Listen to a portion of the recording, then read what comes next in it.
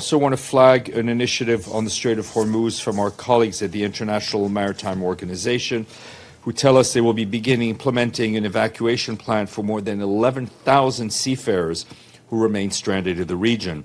The large-scale operation will be carried out in close cooperation with Iran, Oman, and all other coastal states in the region, as well as the United States and the maritime industry.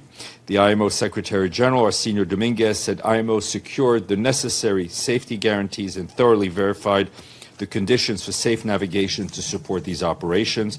The operation marks a significant step towards alleviating the humanitarian impact of the crisis on thousands of seafarers who've endured months of uncertainty, months of unrestricted movements, and mounting welfare concerns. The seafarers that are going to be evacuated, question is, if the Strait of Hormuz is open, why do they need to be evacuated, number one? And number two is, are they just going to be evacuated off the ships that they're presumably stranded on, or is the operation to repatriate them to their countries? Part of it is ensuring,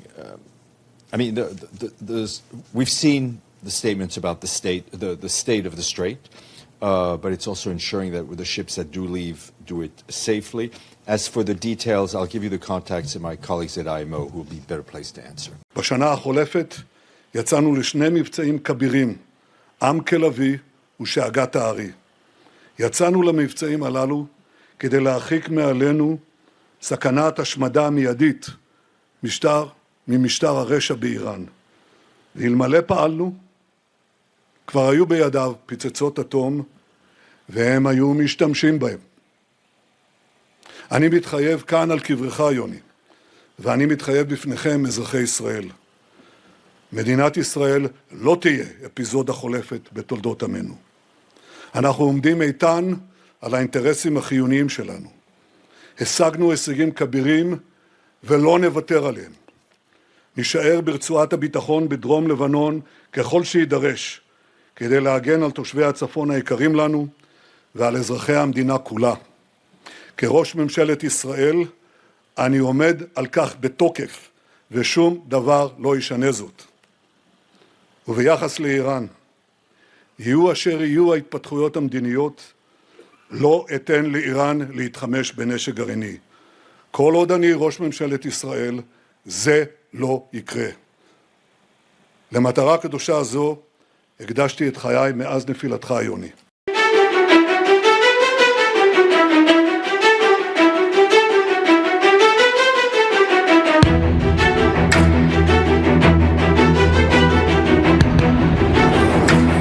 Presiden Amerika Serikat Donald Trump menegaskan Iran sudah tamat setelah perang yang berlangsung selama beberapa bulan. Menurut Trump, kemampuan militer Iran telah melemah drastis sehingga negara itu berada dalam posisi yang jauh lebih lemah dibandingkan sebelum konflik. Trump menegaskan Iran kini tidak lagi memiliki kekuatan militer yang mampu menandingi lawan-lawannya. Perang memberikan pukulan telak terhadap kekuatan pertahanan Iran. Angkatan udara dan angkatan laut Iran praktis sudah tidak berfungsi lagi akibat konflik tersebut. Berbagai sistem pertahanan utama Iran juga telah hancur. Peralatan anti pesawat, radar, serta banyak perangkat militer lainnya disebut telah musnah selama perang berlangsung. The greatest military anywhere in the world, and you saw that in Iran, where in 1 week virtually we knocked out their entire navy, their entire air force, their anti-missile weapons, their radar. We knocked out everything. Now some of the fake news would say, oh, we didn't do it fast enough or something. It took about a week. We're a little spoiled by Venezuela, but equal, I would say equal. And now we have an agreement that was signed last night, and it's 60 days. They have to make a deal, otherwise we will do things that won't make them happy, but I don't think it's going to get to that. I think it's going to be very good. Remember, if we do that, then all of a sudden you're not going to have the oil flowing out of the strait too quickly, because people that own billion-dollar ships don't love missiles flying over them, don't love mines all over the water. And this is going to be amazing what's happening now, because we have the greatest economy that we've ever had. Amerika Serikat dan Iran akan melanjutkan putaran negosiasi lanjutan selama setidaknya 60 hari untuk membahas isu krusial seperti program nuklir. Trump dan Presiden Iran Masoud Pezeshkian menandatangani nota kesepahaman MOU secara elektronik pada Rabu malam. Kesepakatan itu membuat 14 poin yang bertujuan mengakhiri perang yang pecah sejak 28 Februari dan turut melibatkan Israel. Berdasarkan MOU tersebut, Amerika Serikat dan Iran sepakat menggelar perundingan selama sedikitnya 60 hari guna mencapai kesepakatan final mengenai program nuklir Iran serta pencabutan sanksi internasional. Meski proses diplomasi telah dimulai, Trump tetap menegaskan Iran memasuki meja perundingan dalam kondisi yang sangat lemah setelah mengalami kerugian besar di bidang militer selama konflik berlangsung.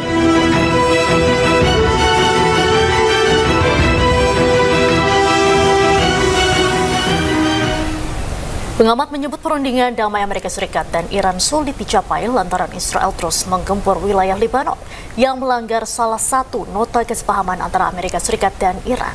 Karena nyatanya Amerika Serikat tidak mampu menekan Israel.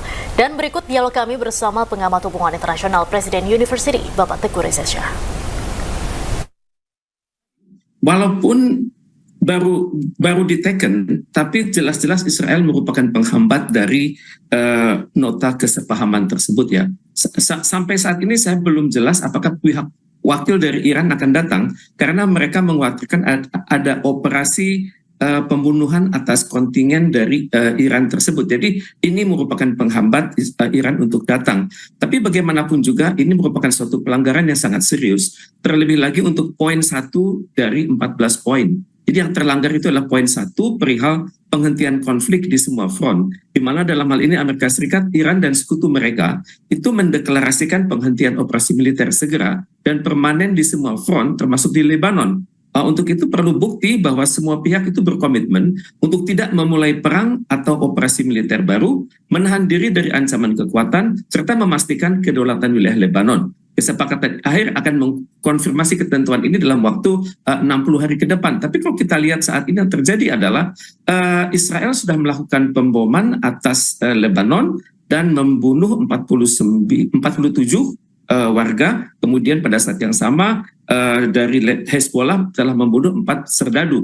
Ini sangat serius ya, karena kalau kita perhatikan statement dari Perdana Menteri Benjamin Netanyahu yang beliau katakan di dalam X, dalam media X itu mengatakan dia telah memerintahkan semua personil IDF untuk menyerang Hezbollah dengan kekuatan penuh. Kemudian dikatakan juga perintah saya ini sangat jelas, Israel tidak mentolerir serangan atas serdadu-serdadu kami ataupun wilayah kami. Dan kita akan memberikan hukuman yang sangat mahal pada Hezbollah atas serangan tersebut. Tapi pada saat yang sama juga Hezbollah mengatakan mereka sudah berhasil melakukan serangan atas personil-personil Israel di Lebanon bagian selatan. Dan Hezbollah sangat bangga dengan sudah menghancurkan 3 tank dan juga mereka mengatakan memiliki peluru kendali dan juga sudah menargetkan prajurit-prajurit Israel di sana dengan roket dan artileri. Jadi dalam hal ini memang ada tanggung jawab yang besar dari Amerika Serikat untuk menekan Israel dan juga Iran untuk menekan pihak-pihak yang mendukung Iran di Lebanon tersebut. Dan rekaman yang menunjukkan situasi lalu lintas terkini di Selat Hormuz. Kapal tanker dan kapal kargo tidak lagi tertahan dan bisa kembali melintas pasca kesepakatan damai Amerika dengan Iran. ایرانیان روز شما هم بخیر باشه. بسیار خرسندم که بار دیگه از شمال تنگه هرمز با شما هستم. تنگه هرمزی که زین پس تنها با اراده ایران باز یا بسته خواهد شد.